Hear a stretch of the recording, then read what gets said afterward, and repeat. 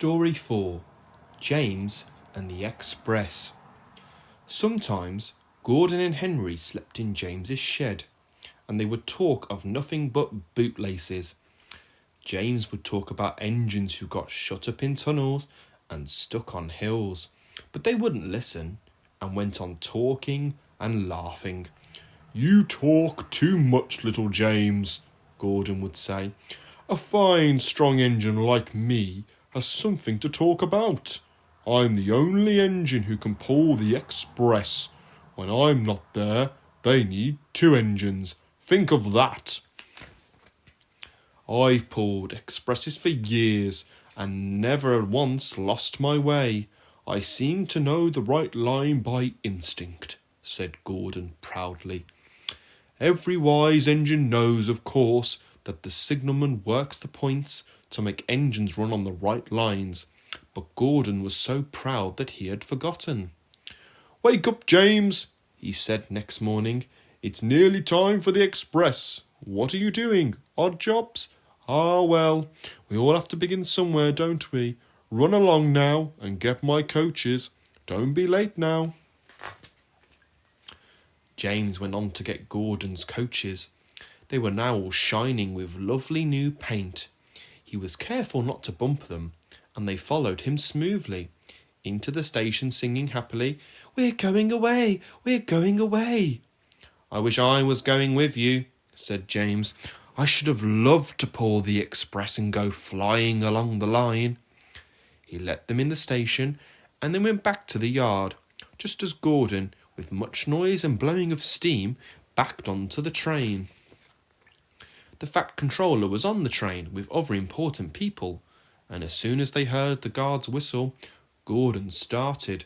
Look at me now," he puffed, and the coaches glided after him out of the station.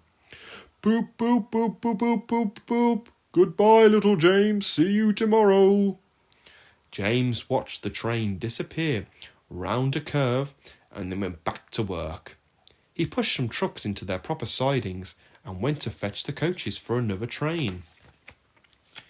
He brought the coaches to the platform and was just being uncoupled when he heard a mournful, quiet shush, shush, shush, shush. And there was Gordon, trying to slide into the station without being noticed. "Hello, Gordon, is it tomorrow?" asked James. Gordon didn't answer. He just let off his steam feebly. "Did you lose your way, Gordon?"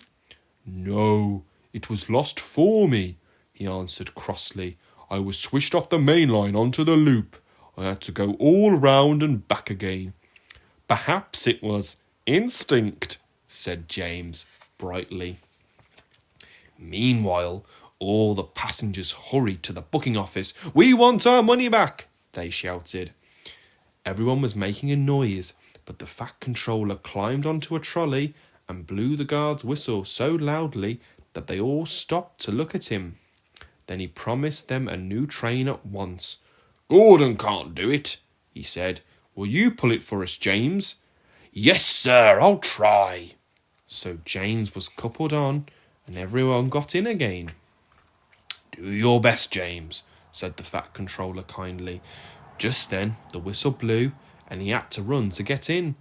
Come along, puffed James.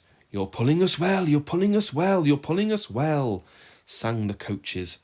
Hurry, hurry, hurry, puffed James. Stations and bridges flashed by. The passengers leaned out of the windows and cheered on, and they soon reached the terminus. Everyone said thank you to James. "Well done," said the Fat Controller. "Would you like to pull the express sometime?" "Yes, please," answered James happily. Next day, when James came by, Gordon was pushing trucks in the yard. "I like some quiet work for a change," he said. "I'm teaching these trucks manners. You did well with those coaches, I hear. Good, we'll show them." And he gave his trucks a bump, making them cry, "Oh, oh, oh, oh." James and Gordon are now good friends. James sometimes takes the express to give Gordon a rest. Gordon never talks about bootlaces, and they both quite agreed on the subject of trucks.